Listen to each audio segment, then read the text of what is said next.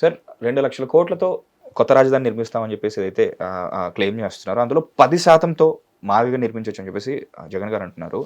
But దాన్ని అడ్డుకోవడానికి ముఖ్య కారణం ఇది క్యాపిటల్ కాదు, ఇది ఈగో అండ్ మోర్ ఓవర్ ఇది కమ్మ వర్సెస్ కాపు కాన్ఫ్లిక్ట్ అని చెప్పేసి తీసుకొస్తున్నారు సార్. అందులో దీనిపైన మీ స్టాండ్ చెప్పండి సార్. నాకు I just want to know. ఇప్పుడు ఇక్కడ ప్రాబ్లం ఏంటంటే సార్, అన్ని వాళ్ళే మాడతారు, అది మన నెత్తికి చుడతారు. అది తెలుగుదేశంలో ఉన్న వీక్నెస్. అమరావతి అన్నది నేను మీరు కాదు కదా. ఇప్పుడు రాజ్యసభలో అరిచింది ఎవరు? రేణుకా చౌదరే కదా. నేను అరవలే కదా, మీరు చెప్పలే కదా. ఇప్పుడు మచిలీపట్నం అంతా కాపు సామాజిక వర్గం ఎక్కువ ఉంటుంది. మచిలీపట్నం కలపగానే కాపులను నినాదం ఎవరు తెచ్చారు? మీరు.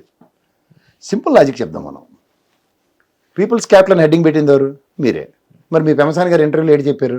ఇది ఇన్ఫ్రాస్ట్రక్చర్ ఇవన్నీ డెవలప్ అవడానికి 15-20 ఏళ్ళు పడుతుంది. ఆ 15-20 ఏళ్ళ తర్వాత అప్పుడు నివాసయోగ్యంగా ఉండనిపించినప్పుడు ప్రజలు వస్తారు. అప్పటిదాకా ప్రజలు లేనట్టే కదా సార్.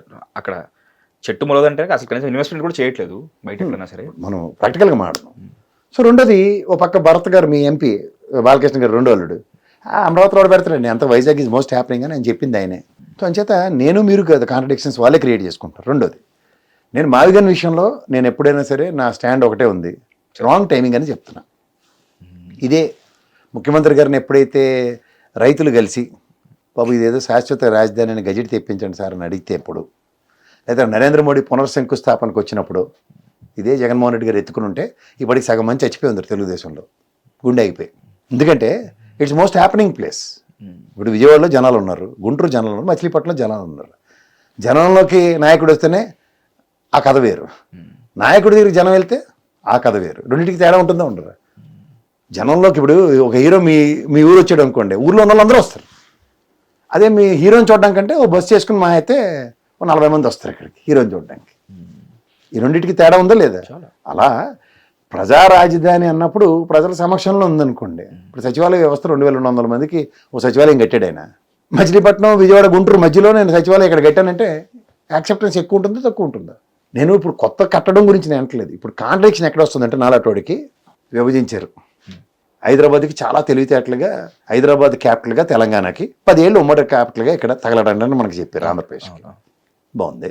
అమరావతి రాజధాని అని చెప్పినప్పుడు ఎగేసుకుని నరేంద్ర మోడీ చెమ్ముడు నీళ్ళు మట్టి పోసాడు మన మీద, ప్రధానమంత్రి హోదాలో. సంతోషం. నేనే దీనికి శంకుస్థాపన చేశాను, నేనే దీనికి మట్టి వేసాను, నీళ్ళు వేసానని చెప్పి అమరావతి రాజధానిగా ఆయన ఎందుకు గెజిట్ ఇవ్వలేదు ఆ రోజు నుంచి? రెండో పాయింట్. 5 సంవత్సరాల తర్వాత మళ్ళీ జగన్మోహన్ రెడ్డి గారు గవర్నమెంట్ వచ్చిన తర్వాత నేను 3 రాజధానులు అన్నారు.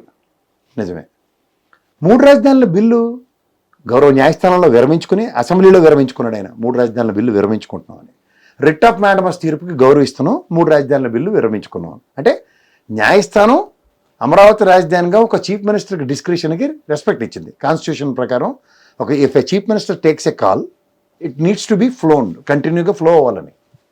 అదే కదా రిట్ ఆఫ్ మ్యాండమస్ తీర్పు. అంటే అమరావతి రాజధాని అని ఒక ముఖ్యమంత్రి, అంటే మా చంద్రబాబు నాయుడు గారు ఆ రోజు తీసుకున్న నిర్ణయాన్ని బీజేపీ వాడు అవమానం చేశాడు. రెండోది, గౌరవ న్యాయస్థానం మాకు తీర్పు ఇచ్చింది ఫేవరబుల్గా అమరావతి రాజధాని చేసుకుంటాను, దాన్ని అవమానం చేశారు. అప్పుడు పైపచ్చి నిన్న మీరు గెజిట్ ఎప్పుడు ఇచ్చారు?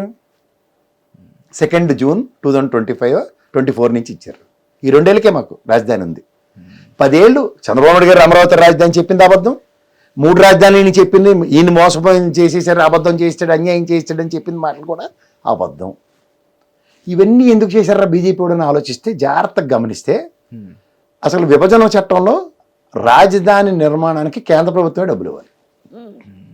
ఇదే అమరావతి రాజధాని అని డిక్లేర్ చేశారు ఇంకో ఆ రోజే, డబ్బులన్నీ వాళ్ళు ఇచ్చి కట్టుకోవాలి మనకు. రివర్స్ కదా, మీరు మాకు ఇవ్వండి మేము బాగుంటాం. ఇప్పుడు ఏం చేస్తున్నారు? అప్పులు ఇప్పిస్తున్నారు, కట్టుకోండి మీరని. అకౌంటబిలిటీ ఏది? కేంద్ర ప్రభుత్వం వాటా ఏది? మన గెజిట్ డిక్లేర్ చేశారు కదా 2వ తారీఖు జూన్ నుంచి మాకు ఇచ్చారని. అకౌంటబిలిటీ ఉండదు, క్రెడిట్ మాత్రం తీసుకో.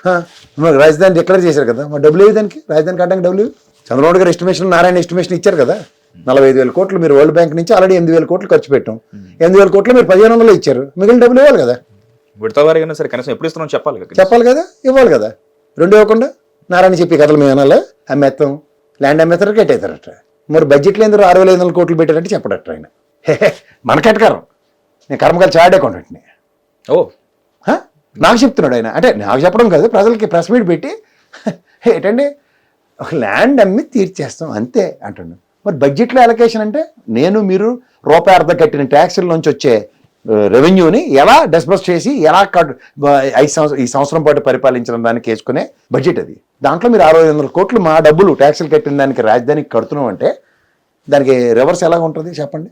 జడ్డు చేయబోదు లేట్ జైల్లో తీసి 50 రూపాయలు అప్పించాను 50 వెనక్కి తీసుకున్నాను. దానికి ఇది రాష్ట్రం ఎక్స్చెక్కర్లోంచి 6,500 కోట్లు ఎలకేట్ అయ్యాయి రాజధాని నిర్మాణం కోసం. ఎక్స్చెక్కర్కి మళ్ళీ ఎవరు తిరిగి కడతాడు? ఆ లెక్కలు ఏమో అడుగుదాం అంటే కూడా రైట్ ఆఫ్ ఇన్ఫర్మేషన్ యాక్ట్ అనేది ఉండదు, అది పనిచేయదు. చేస్తుంది కానీ చెప్పరు. నారాయణ సమాధానం మనకు డంకాపలాస్ అన్నమాట. మరి అసెంబ్లీలో ఆర్థిక మంత్రి ప్రవేశపెట్టిన బడ్జెట్లో 6,500 కోట్లు ఎలకేషన్ కనబడుతుంటే అది మాట్లాడరు. ఇలాంటివి మాడితే మావిగన్ బాగుందా బాగోలేదా, ప్రసాద్ గారు ఏటన్నాడు, ప్రసాద్ గారి మాట నా మాట ఏంటి, ముఖ్యమంత్రుల మాటలకే దిక్కుదేవం లేదు. ఫ్లోర్ ఆఫ్ ద హౌస్లో ప్రధానమంత్రి గారు ఇచ్చిన హామీకే ఈ ప్రధానమంత్రి ఆనర్ చేయట్లే.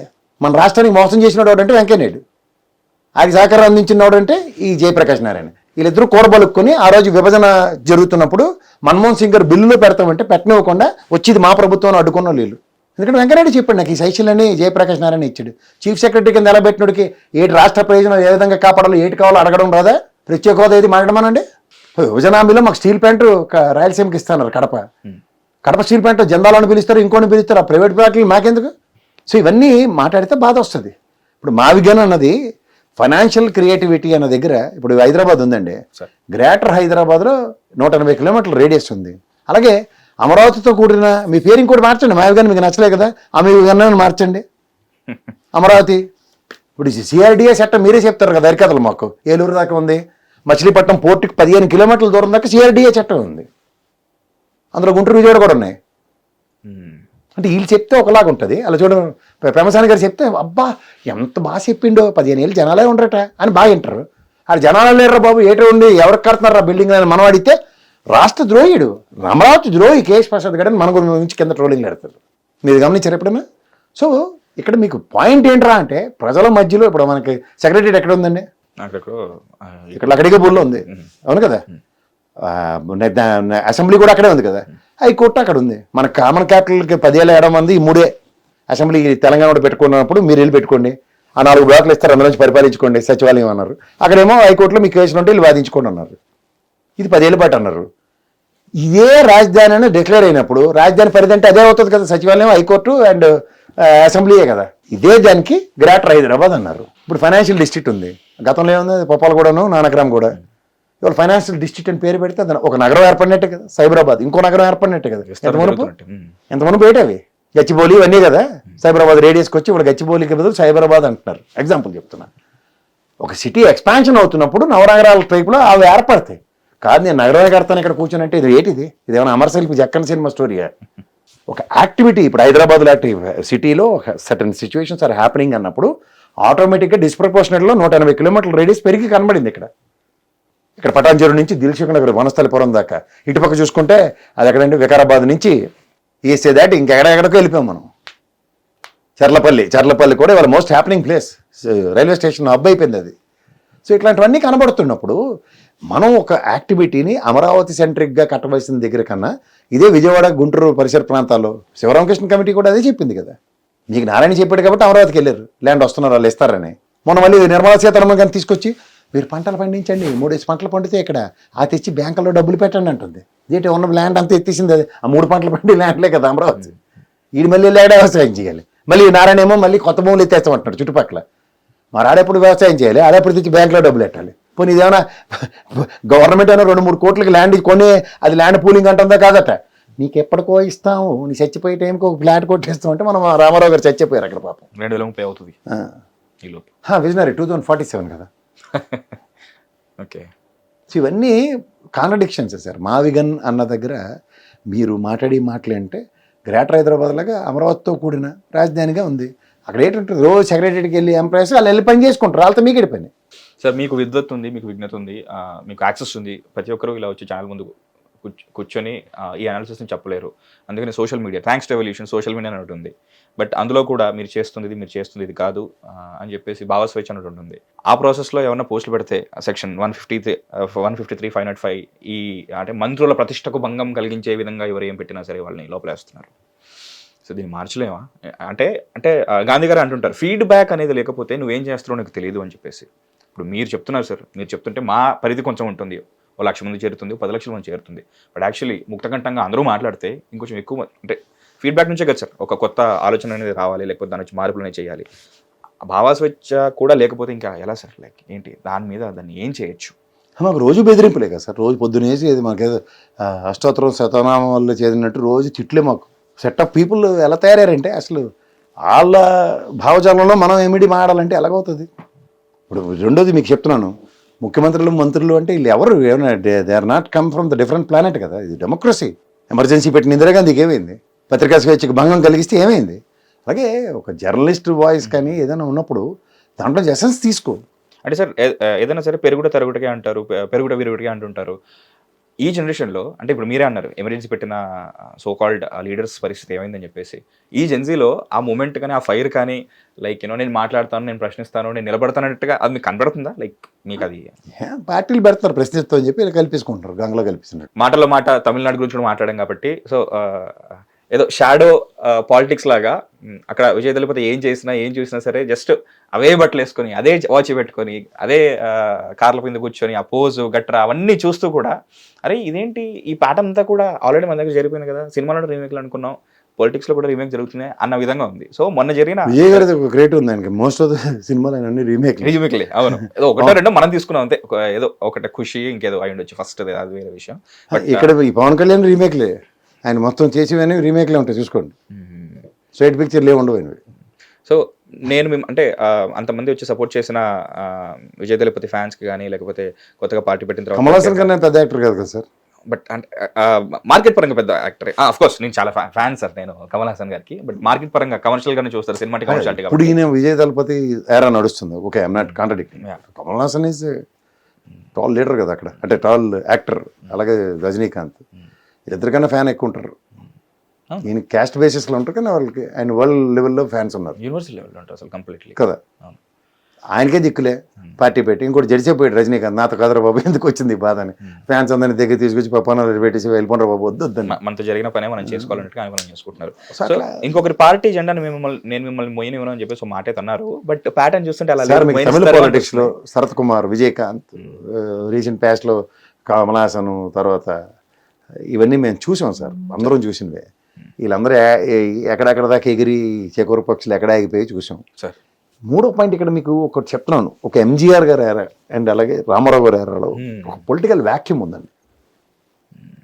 సిద్ధాంతాలతో డిఫర్ అయి బయటకు వచ్చిన ఉదంతాలు, ఉదాహరణకి ఈయన ఎంజీఆర్ గారి టైంలో ఆయన సిద్ధాంతంగా విభేదించి బయటకు వచ్చాడు డిఎంకే పార్టీలోంచి. అప్పుడు ఏడీఎంకే పరివర్తన చెందింది. ఆ ఏడీఎంకేలో వచ్చిన భావజాలానికి ప్రజల యాక్సెప్టెన్స్ ఉంది. ఆయనకి అప్పుడు నాయకత్వానికి హీరోయిజం యాడ్ అయింది, అర్థమైందా? అలాగే రామారావు గారికి పొలిటికల్ వ్యాక్యూమ్ ఆంధ్రప్రదేశ్లో ఉన్నప్పుడు ఆయన హీరోయిజం పొలిటికల్ వ్యాక్యూమ్ని జస్టిఫై చేయడానికి ఆయన రాజకీయ చతురత కన్నా హీరోయిజంతో పని అయింది ఆయనకి. పని అయిన తర్వాత ఆయన పదవీకాంక్షని కన్నా ప్రజల శ్రేయస్ కోసం పనిచేసాడు కాబట్టి ఆయన లెగసీ పెరిగింది. ఇది ఎప్పుడైతే మీకు ఆ వ్యాక్యూమ్ లేనప్పుడు దేనికి అడవడపడుతున్నారు అన్నప్పుడు ప్రజల్లో యాక్సెప్టెన్స్ ఉండదు. అందులో తమిళ రాజకీయాలు ఎలా ఉంటాయంటే డిఎంకే ఏడిఎంకేతో మీరు ఒక 30 years చూడండి. ఎంజీఆర్ గారి పాడ్కాస్ట్ వింటున్నాను నేను ఇప్పుడు, సో కొంచెం తెలుస్తుంది నాకు మీరు చెప్తుంటే. దానికన్నా ఏంటంటే మీరు జాగ్రత్తగా గమనిస్తే డిఎంకే ఈసారి చేసిన ఎలక్షన్ మీరు చూస్తే స్టాలిన్ వన్స్ ఈ step in to the shoes of chief minister, అతను ఏమి కొత్త రాకెట్ సైన్స్ ఏం చేయలేదు. వాట్ ఈస్ అమ్మా పథకాలు వాటిని అలాగే కంటిన్యూ చేసాడు.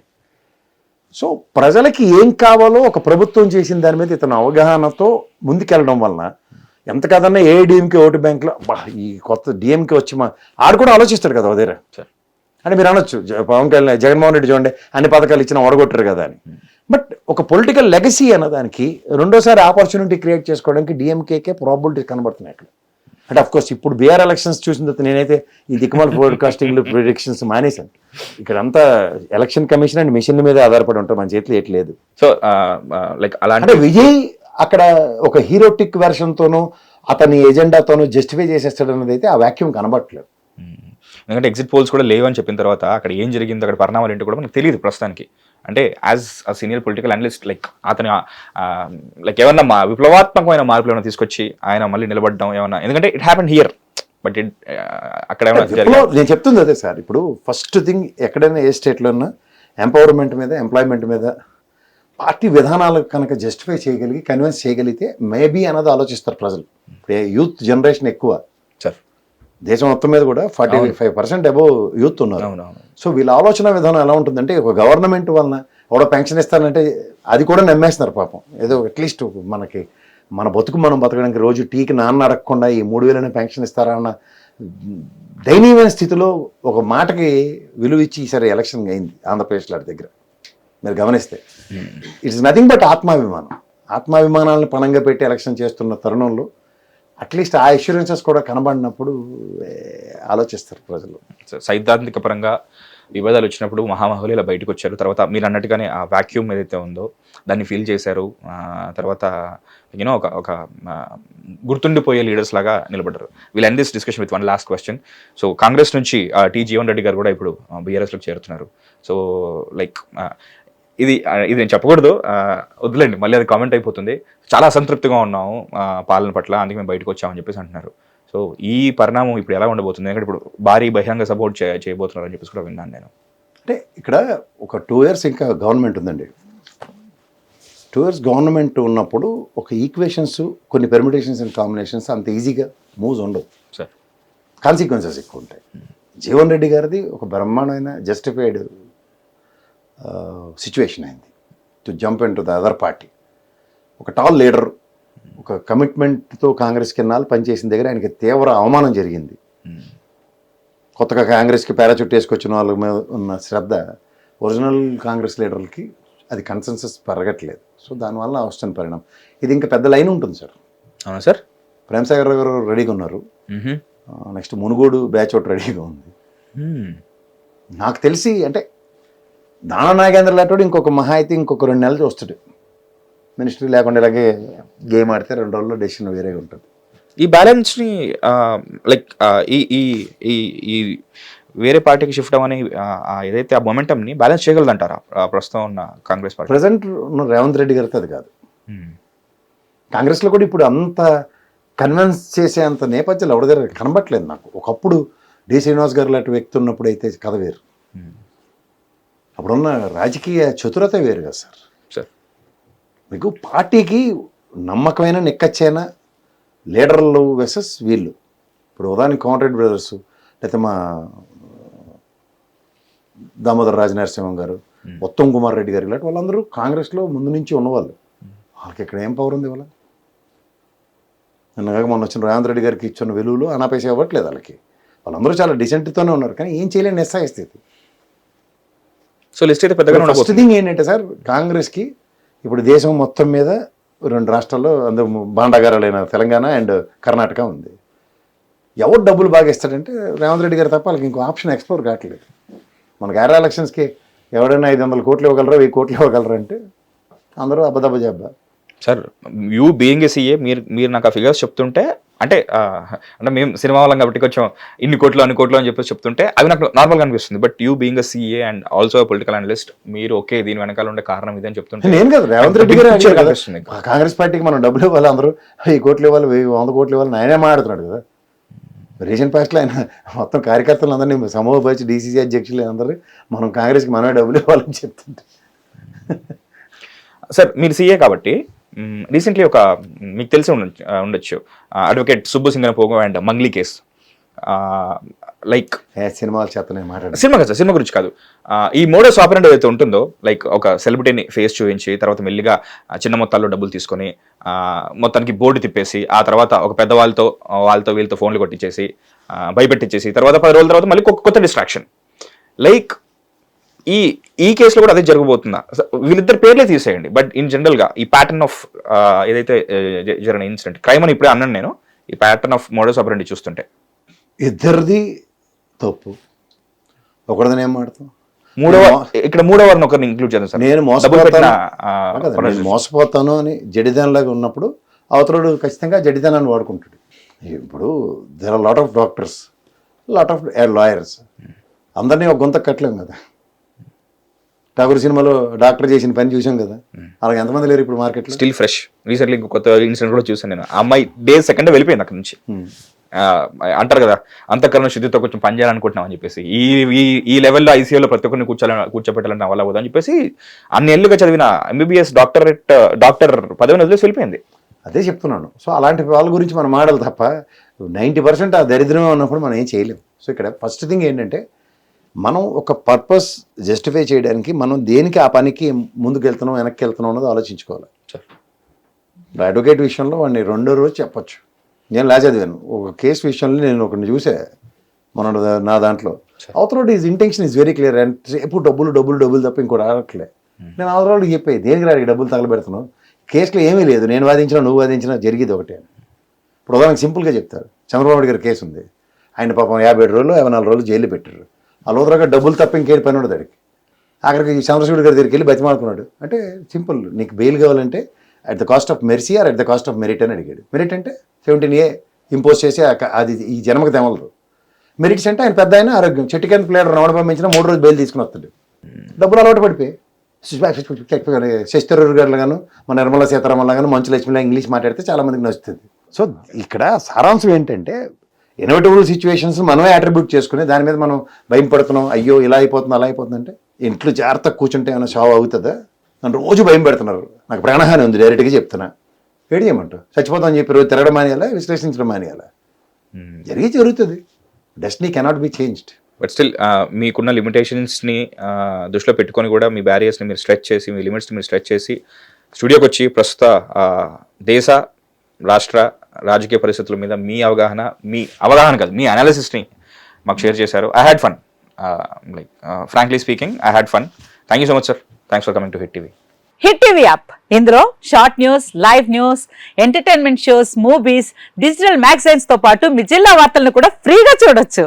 ఇంకెందుకు ఆలస్యం, వెంటనే హిట్ టీవీ యాప్ ని డౌన్లోడ్ చేసుకుని ఫ్రీగా ఎంటర్టైన్మెంట్ పొందండి. Hit TV app. Hit TV app. Please download hit TV app. Hit TV app ని ఫ్రీగా డౌన్లోడ్ చేసుకొని ఎంజాయ్ చేయండి. మీకు నచ్చిన ఎంటర్టైన్మెంట్ కోసం హిట్ టీవీ యాప్ ని ఫ్రీగా డౌన్లోడ్ చేసుకొని ఎంజాయ్ చేయండి. హిట్ టీవీ యాప్ ని డౌన్లోడ్ చేసుకుని ఆస్వాదించండి, ఆశీర్వదించండి. ఇంతమంది సెలబ్రిటీలు హిట్ టీవీ యాప్ ని డౌన్లోడ్ చేసుకోండి అని చెప్తున్నారంటే ఎంత మంచి యాప్ ఆలోచించండి. అమెరికాలో చదవాలనుకునే వాళ్ళకి విశ్వసనీయమైన పేరు మన శౌర్య కన్సల్టెన్సీ. UK లో 1 year masters. UK లో 1 year masters. 2 years work permit up to 5 years visa. Contact Saurya Consultancy. Contact 89851 89851.